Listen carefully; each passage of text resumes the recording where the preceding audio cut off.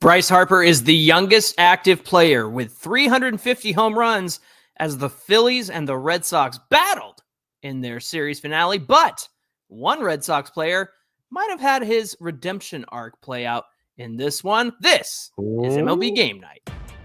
When that final out is made, you know it's time for Locked On MLB Game Night. All the post-game reactions to every game across the league, every single night, with insights only the hosts at Locked On can provide. Prepare to experience game day reactions like never before. Only on Locked On MLB Game Night. Your team every day. Welcome into another edition of Locked On MLB Game Night. Every game, every night. My name is Jon Frisch. I'm one half of Locked On Angels. With me is my co-host, J.D. Hafron, host of Locked On Cardinals. And contrary to popular belief, J.D. did not start the fire. It was always burning since the world's been turning. Yankees and Blue Jays continue their battle for the AL East. Tigers got some Tiger troubles, my friend, and have the Cubs missed the boat on adding starting pitching. We're going to get to all of that, but first, let's take it to Philadelphia. The Phillies have taken the first two against the Red Sox with kind of an odd walk-off win, and then a complete game from starter Christopher Sanchez. The finale of this one was a battle, and we're going to take it over to Connor of Locked On Phillies for the end result, and if his team could complete the sweep. Let's hear from Connor right now. The Phillies blow a strong offensive night and a 5-0 lead. They do not sweep the Red Sox. I'm Connor Thomas, your host of Locked On Phillies. And, well, the offense is the positive tonight, right? Like, you saw Bryson Stott go yard. You saw Kyle Schwarber go yard again. You saw Bryce Harper go yard. Like, you saw some great things in this game. And then you saw Jesus Luzardo throw in the fifth inning. And all of a sudden, the Phillies couldn't make up the deficit. JT goes yard too. I mean, maybe it's a start of things for Bryson. Maybe it's a start of power for JT. But at the end of the day, tonight, the pitching let the Phillies down. And Jesus Luzardo, this is why I look at him as still a question mark. He's got major upside. And then he has games like this. And that's not a he stinks type of conversation, but it's a, if you're looking at the postseason pitching rotation, is he in there, and do you feel comfortable about that? The Phillies will have to figure that out over the next couple of months. But tough loss, series win. We'll take it. We'll talk on tomorrow's episode of Locked On Phillies. Yeah, interesting with this one, because the fact that they had so much offense and then it just slipped away. Connor mentioned the Phillies gave up a 5-0 lead in the fifth. The Sox put up 6 in that fifth inning, thanks in part to a Romy Gonzalez grand slam. But it came down to extra innings, JD. It went to the 11th inning, and in the top of the 11th, how about a redemption arc for Carlos Narvaez, the famed Red Sox catcher who's had 2 catcher's interference calls charged to him this week, and one that resulted in that Phillies walk-off on Monday. He gets to be the hero. He hit the 2-run go-ahead home run that ultimately sealed the deal and got the Red Sox the win. How about that redemption arc for Carlos Narvaez, my friend? Hey, you gotta be happy for him. I mean, those catcher's interference calls, they're a little bit fluky. And part of the thing is, especially the second one. The first one, you know, they have catchers so close to the plate now because it's better for framing because we don't have the ABS. So they do that. And they get very close to where some of these longer swings take place. And it just happened to get him that time. That second one was weird. It still bugs me that counts as a run. Like, it's silly, but I'm happy for him. Good for you, Narvaez, for coming through and not having an interference call and coming up with a big knock for the Sox. Absolutely. And, Bryce Harper hits that milestone, his 350th career home run. He's the youngest active player. He's the 8th active player in baseball with 350. My guy, Mike Trout, by the way, is 4 away from 400, and we'll get to that a little bit later on. But let's take it to the Brewers, finishing up their series in Seattle against the Mariners. They came up shy of 12 straight wins and a 1-0 loss against Cal Raleigh, because he was the only one who scored in that 1-0 loss, and it was a home run, which, Cal Raleigh hits home runs, and he did it again yesterday. But more importantly, JD, it meant no free burgers from George Webb in Wisconsin. However, probably most importantly, the Brewers hold the best record in baseball entering Wednesday. Could they keep it going over the Mariners in this series finale? Chuck from Locked On Brewers tells us if they could maintain their record after this finale against the Mariners. Oh, man.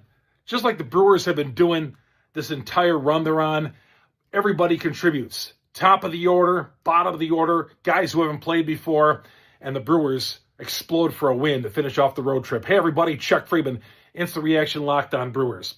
Turang, Contreras, top of the order, 3 hits apiece. And then you look at Tyler Black. Yeah, Tyler Black gets into the lineup today. Fresh up from getting called up from AAA, has 2 hits. Ziegler in the lineup again. He has 2 hits and some hard contact. And how about Quinn Priester? Maybe another unsung hero on his team. 5-1 road trip. We'll wrap it up tonight on the latest edition of Locked On Brewers. Please subscribe. Mama, I'm coming home. Love that right there. Nice little tribute to Ozzy. Let's go, Chuck. What a guy. Listen, you always expect good pitching when you're facing the Mariners. But Chuck has said many times that if you make an error against the Milwaukee Brewers, they're going to take advantage of it. And they absolutely did in this one. Luis Castillo had 6 runs charged to him, but 3 were earned across 5 innings and 10 hits. And he's the veteran of the staff, but he's probably been the most inconsistent that he's been in terms of, quality outings. He had wild pitches, a hit by pitch, just really uneven against the Brewers. And so they took advantage of that. JD, when this season started, and you're a fan of a team from the National League Central, did you ever think the Brewers would have the best record in baseball when this season started? No, never. I never doubted them, though. At the same time, they've been winning for a couple of years now. This isn't anything new, and it's just amazing to me that the amount of talent that they let walk out the door, and they just continue to put up wins. That's what they do. Now, what they need to do, though, and I'm sure Chuck would totally agree with us on this, is that, it's great and all in the regular season, but what keeps happening to them in the postseason, they fizzle out and they're gone quite quickly. So that's really the barrier that they need to break through this year, is like, this is all well and good and it's fun, but can they get past round 1 in the playoffs? That's really what's on the table here for the Milwaukee Brewers. But as far as having the best record in baseball, I don't think anybody saw that coming whatsoever, when you've got teams like, especially just not even in the Major League, but the National League with the Dodgers and the Phillies and the Padres and the Mets and all these teams. And for Milwaukee to be up there, that says something about how they run their organization. Yeah, and getting somewhere in the playoffs has to be that next step for them. It's one thing to get there. And, you look at a team like mine that hasn't been there in 10 years. And I'm like, I just want to get there. I don't care if they stink in the playoffs. But for the Brewers, that really feels like the next ceiling that they have to break. And so for them to get there and do something with it, look, if they keep taking advantage of poor performances from, the defense on the other side, then perhaps they'll be able to cut through and get somewhere in the postseason this year. Hey, the Blue Jays look to extend their lead in the AL East, with the Yankees have an answer for them on Wednesday.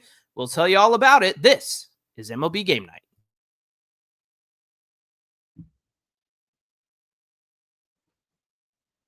Today's show is being brought to you by Game Day Hue. Now, Game Day Hue, if you have not heard of Game Day Hue yet, let's introduce you real quick, because they are the makers of clean, no logo gear with team-inspired colorways for every pro and every college fan base. It's all about letting your colors speak for you. You can check out the hat that I got right here. If you're watching on YouTube, I got the Cardinal red with the white trim on there. And there's no giant logos, nothing that's just, loud and makes it stand out. It's just smart, versatile style that makes what you wear on game day, it just kind of blends in. It's kind of nice, whether it's, on the course, maybe you're going somewhere else, maybe like a tailgate or something like that. The hat is awesome. It pairs perfectly with what I normally wear. Again, it's not loud. It's not going to just stand out and pop and draw attention to you.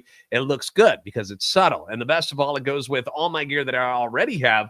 When I'm talking about the golf course, I do have a St. Louis Cardinals golf bag. And when I go golfing, I can pair that with this as well. which is the glove that I have. The Game Day Hue has these split shade gloves that you can purchase as well, made for the golf course, or the perfect gift for a fan who has everything. Everybody, if you know somebody in your family or a friend that's a golfer, can never have too much golf stuff. And right now you can get 50% off with code MLB15 at GameDayHue.com. That's GameDayHue.com. The code even stacks on bundle deals, so now's the time to go ahead and load up. Let your colors talk, because colors speak louder than words. That's GameDayHue.com, code MLB15.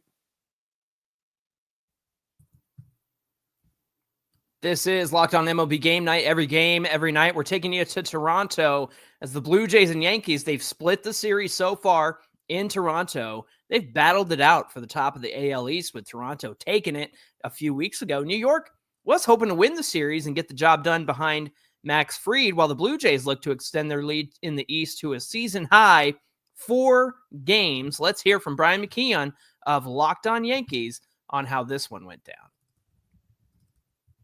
Absolutely devastating loss to the Yankees as they now fall 4 games behind the Toronto Blue Jays in the division. I'm Brian McKeon from Locked On Yankees. They don't play well in Toronto, and Aaron Boone confirmed that in his post-game press conference. This game was led by errors. You are not going to beat a defensively sound team like the Blue Jays when you have 4 errors. The Blue Jays take advantage of every mistake you make, and then they show you how they do it the right way on the field. The Yankee team's in trouble. This is not a good team. They're not playing well. They're fundamentally not good. Boone and Matt Blake got them out of this game. All around, terrible performance as they head back to New York and get ready for a really tough weekend series against the Phillies. Whew, they got the Phillies coming to town. It's going to be an interesting one. I think they're on Apple TV on Friday night, so load up for that one. Brian mentioned the errors. Max Fried, Jason Dominguez, Ben Rice, Jazz Chisholm. They wore the errors in this one, and Fried didn't really have his best start either. Just 5 1/3, 6 runs, 4 earned due to the errors, 3 walks, and just 3 strikeouts.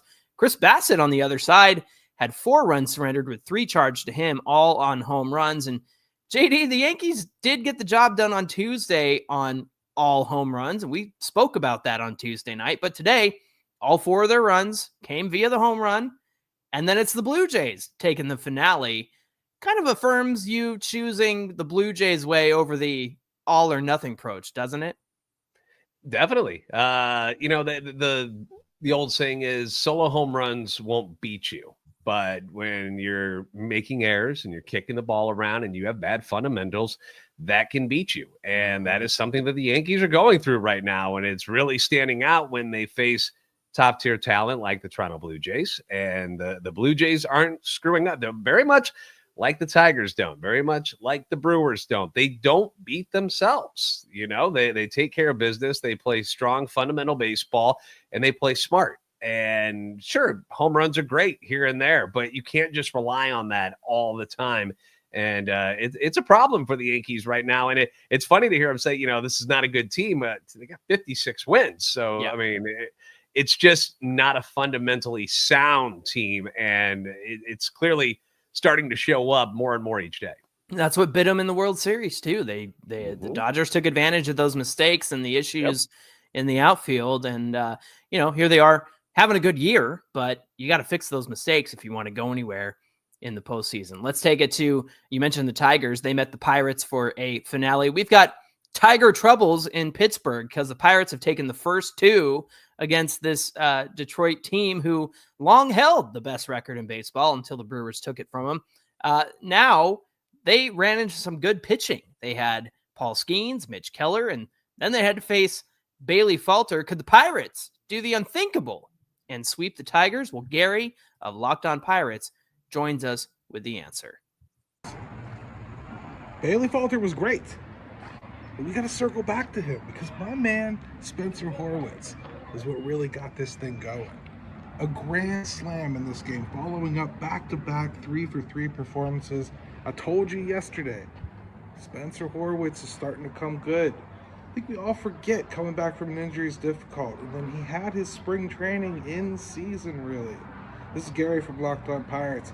I promised I'd circle back to Bailey Falter. How could you not? 7 innings of 1-run ball, 8 strikeouts. Great performance from Bailey Falter. But the reason I led with Horwitz, Bailey Falter pitches so much better. when he has a lead to work with, and Spencer provided it with one big swing. Andrew McCutchen also homered in this one, and it also happened to be the hit that ties him with Mike Schmidt on the all-time hit list. And we swept the Tigers, the best team in the league coming into this series. The Pirates are becoming Kingslayers. Unfortunately, they can't beat anyone underneath them. More on this tomorrow on Locked On Pirates.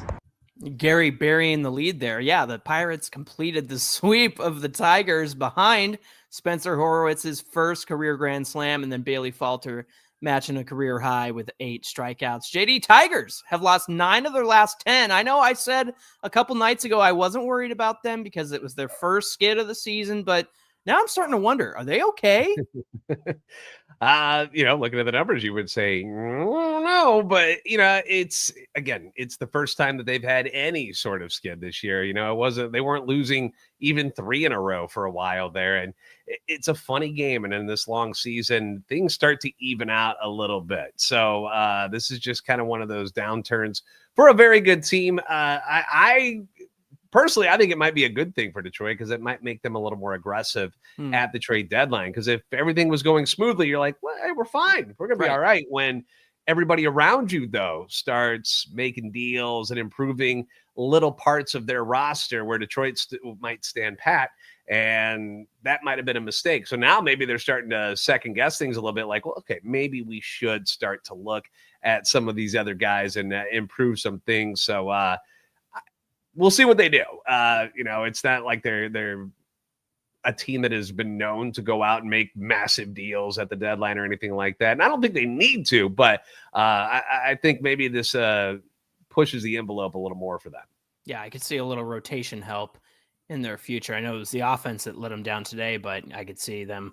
And we'll see what Derek Skubal does when he comes back. He just had a baby. Like, not personally, his wife did, but he's going to be coming back. Will that dad strength come up here in the second half for Skubal? We'll find out. Talking about teams on the downturn lately, we had the Cubs and the Royals meeting at Wrigley Field. The Royals bats came alive on Monday, but then Matthew Boyd kept them quiet on Tuesday for the Cubbies. Great outing for Boyd, but the Cubs, they got some holes in their rotation. This was an 8-4 victory for the Royals. Sam Olber talks about those issues in the rotation. Let's hear from him from Locked On Cubs. The Chicago Cubs with their worst series loss of the season on Wednesday at Wrigley Field. I'm Sam Olber from the Locked On Cubs podcast. Cubs gave up 20-plus runs on Monday and Wednesday combined to lose to the Kansas City Royals in convincing fashion. I'm not going to really talk about Colin Ray. He had a bad outing, but it's not his fault. He's being asked to be the third best starter on a team right now when he's here to be a fifth starter, and he's done a nice job doing that. What sticks out here is have the Cubs waited too long to make a deal? And I know making a deal not close to the trade deadline is really difficult, a big deal. But could they have made a deal for a stopgap veteran to help them get through this stretch without J-Mo? We know no Steele, no Assad. It just feels like they've given some games away. Monday, trying out Ben Brown, Colin Ray with the wind blowing out here. It just feels like they were a little bit late here, and the pitching is just it's hard to watch. I don't even really feel super confident going in to Chicago to face the White Sox this weekend unless Imanaga or Boyd are pitching. And so, Cubs are struggling right now. They're reeling right now. Reinforcements are coming, but how long will it take? Yeah, nobody's really made a big splash yet. It feels like it's coming down to the wire. A week from tomorrow, the trade deadline, in the afternoon. So that's going to be interesting to watch. But the Royals found their bats again in this one, in this 8-4 win. Vinny Pasquantino had two-run taters as baby that the Cardinals did a few weeks ago.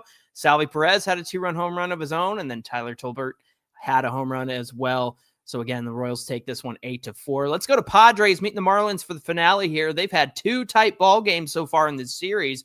Padres won 2-1 on Monday. Marlins won 4-3 on Tuesday. The rubber match featured 2 pitchers who at times can be so dominant, but they've also been very inconsistent this year. San Diego had Dylan Cease going. Miami had Sandy Alcantara. Jeremiah Geiger of Locked On Marlins speaks to Alcantara's outing and if this one might be the last he pitches for the Fish. Let's hear from Jeremiah right now. Look, I'm not sure if that was Sandy's last start as a Marlin at home, but that was classic Sandy Alcantara. It's Jeremiah Geiger from the Locked On Marlins podcast. Sandy completed 7 innings, 4 hits, 1 unearned run, no walks. He was terrific. And it was a throwback performance to a pitcher that had struggled all season long. That was classic Sandy. And I just want to say thank you for all the memories, Sandy Alcantara, if he is indeed traded. Another player who possibly might be traded is Jesus Sanchez. And he was the difference in this one with a big 2-run home run to right field. We're close to the trade deadline. The rumors are going to be flying, but I love that performance from El Caballo. You know, I think that finishing this way, if this is the end for Alcantara and the Fish, this is a good way to finish and might incentivize some teams to inquire because it's not been a great season for him. However, the fact that he had a good outing in this one, I think might entice some teams. What do you think, JD?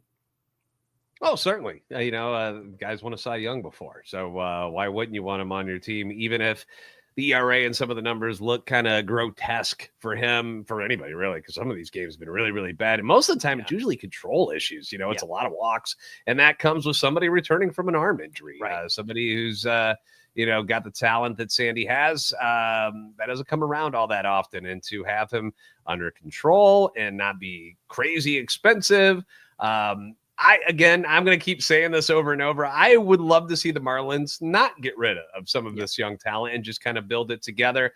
But if a team comes around and they got the, the Godfather offer you can't refuse type of situation, I can understand why they would make the deal. I get it, but I don't want it to happen. I want to see them build something. A lot of these small market teams that don't spend a lot of money, eventually you just have to hang on to guys and see what you can do with them for a couple of years. But it's understandable if one of these big market teams kind of like, we'll give you 5 of our top, 30 prospects for them. It's going to be hard to say no. Well, they played it right last season with sending Rogers to Baltimore, getting Stowers, and I'm trying to think of their third baseman, but the 2 guys they got from the Orioles have played a huge part of their young core right now. So I think if the Marlins can play it right, they'll be in a good position to keep on building and have something worthwhile down there. So, hey, we got a complete game shutout in Cincy. We'll give you the details next. This is MLB Game Night.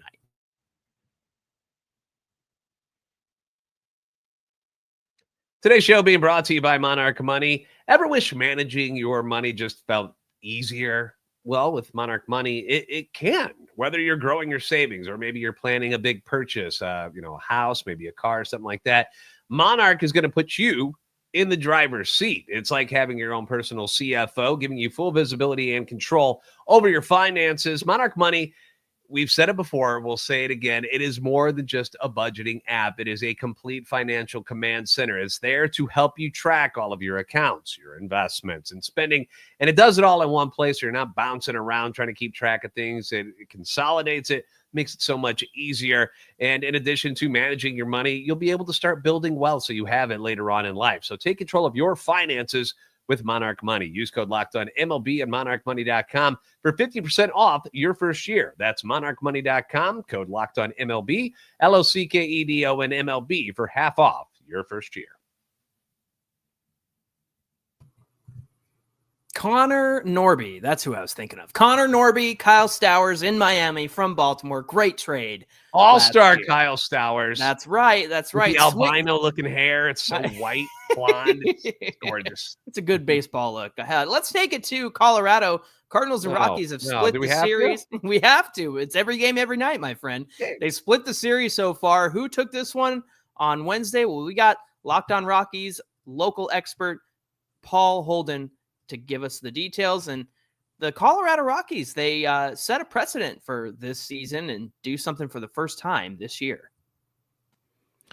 It took 220 games, but the Colorado Rockies have finally shut out an opponent, and they have finally won back-to-back series in 2025. I'm Paul Holden, host of the Locked On Rockies podcast. The Rockies continue their best stretch of baseball of the season with back-to-back series wins, their first 2 series wins at home after taking down the Cardinals in 2 out of 3, including a shutout performance there from the Rockies in the finale. A great start from Tanner Gordon, a great start from Bradley Blaylock in game 2 as well, as the young Rockies are able to do damage on offense, make Coors Field an unfriendly environment for the St. Louis Cardinals starting pitching, and like I said, play their best stretch of baseball, arguably, all season long. A road trip is next against some teams that are still on the bubble. We'll see how the Rockies do, and we'll be breaking it all down right here on Locked On Rockies. Uh-oh, JD, what happened in this one, my friend? Tell us about it. Come on. Grieve. Cardinals starting pitching was terrible. It was awful. I'll give credit to the Rockies. You know, they didn't make it easy for them in those last 2 games, but Eric Fetty was awful, so awful. He got DFA'd before the game today. And today's starter, Andre Palante, they fell into a hole 4-0, and we're playing from behind for what feels like the 12th straight game.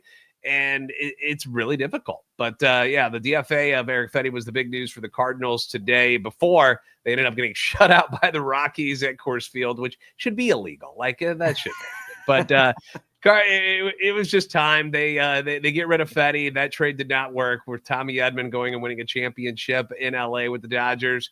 Vargas goes to the White Sox. There were some other parts and pieces moved around there, but the Cardinals end up with the biggest loser of this particular 3-team trade at the deadline last year because Fetty did nothing. He was awful. Tommy Pham didn't even stay on the team through last year when they let him go. So really a stinky one.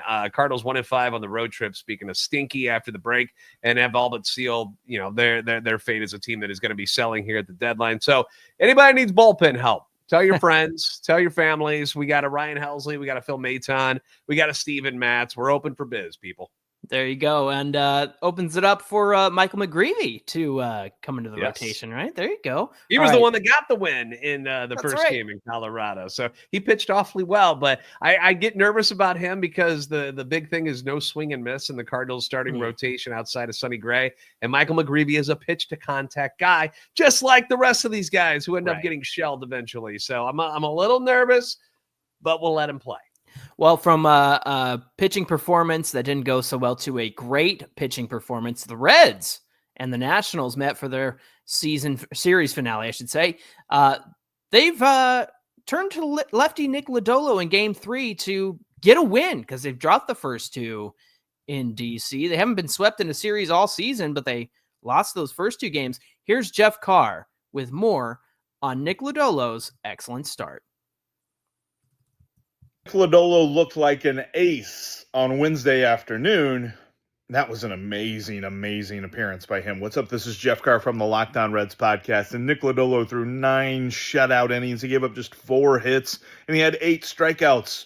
That was it. There were no walks. He was ridiculously efficient. I mean, to the point that in the 7th inning, he got 3 outs on 4 pitches.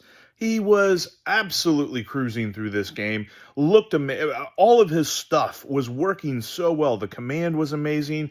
His fastball, his changeup, his curveball, everything was working for him. This was that kind of day. They always say a pitcher has a handful of days each year where everything works all the time, and that's exactly what this was.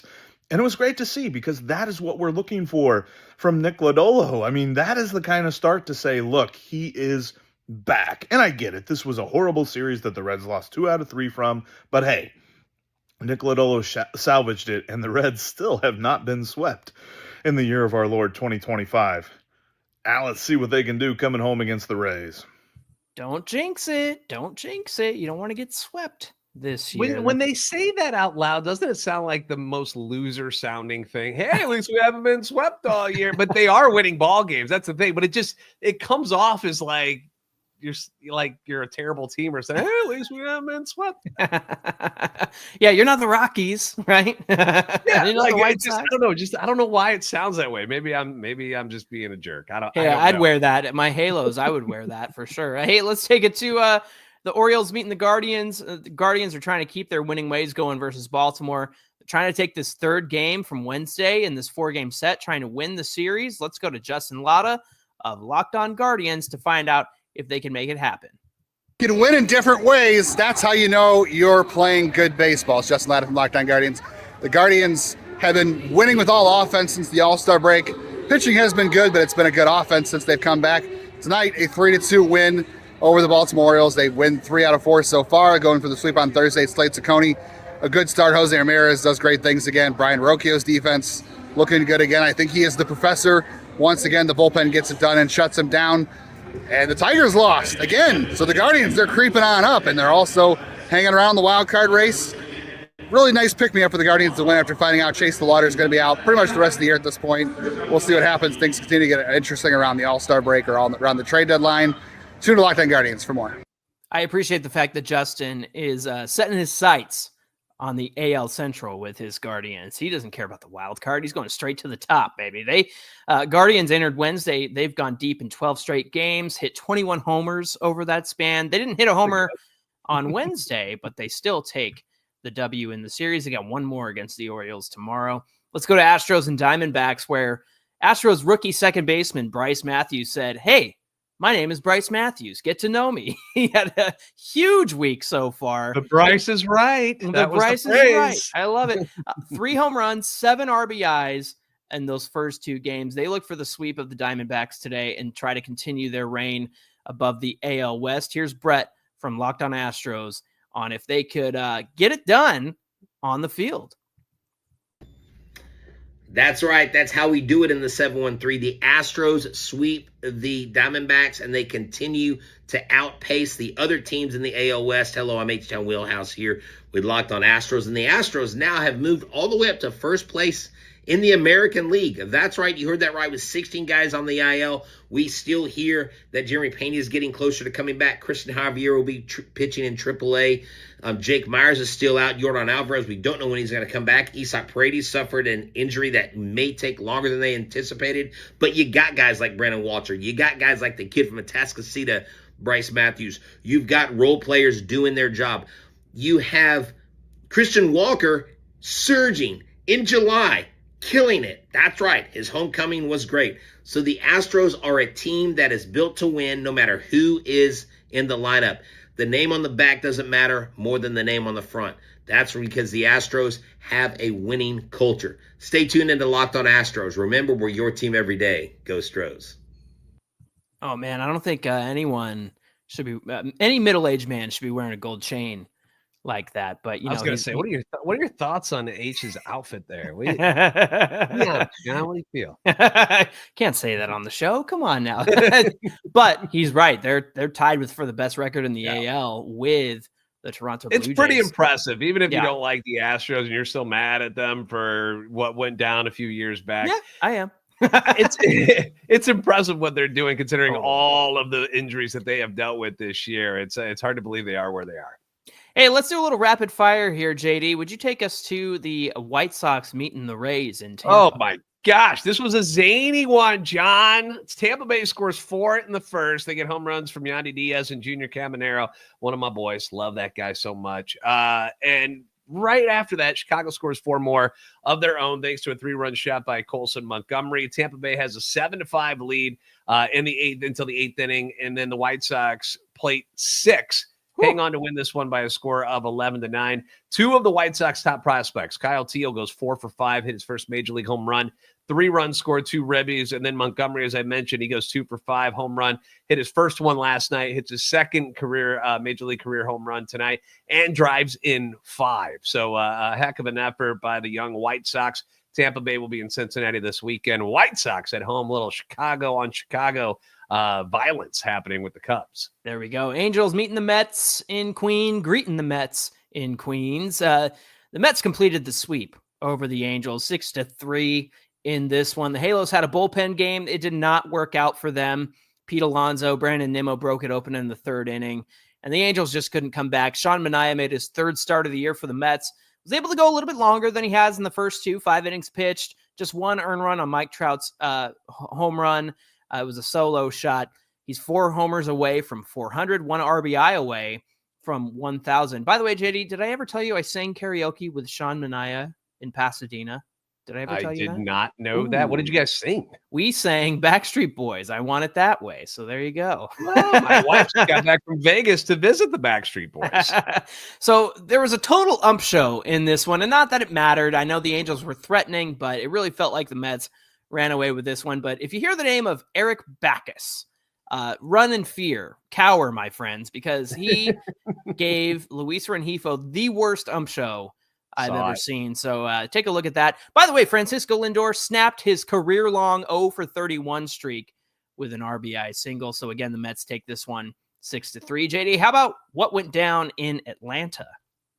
Giants are able to win this one by a score of 9-3. They win that series. Braves rolled with Spencer Strider, and it was future Hall of Famer Justin Verlander on the mound for San Francisco. Had not won a game yet this year, which is hard to believe considering he's going to the Hall of Fame at some point, but it was all Giants. First baseman Rafael Devers finally erupts for San Francisco. He goes 3 for 5, 2 home runs, 4 ribbies to lead the attack, and ended up giving Justin Verlander his first win of the season. Breaks into the win column with 5 shutout innings, strikes out 3. Had some wildness going on there with 5 walks, but welcome to the win club in 2025, Justin. There we go, Justin. How about the A's and the Rangers? The Rangers take this one 2-1. They complete the 3-game sweep against the A's. Patrick Corbin versus J.P. Sears for the A's.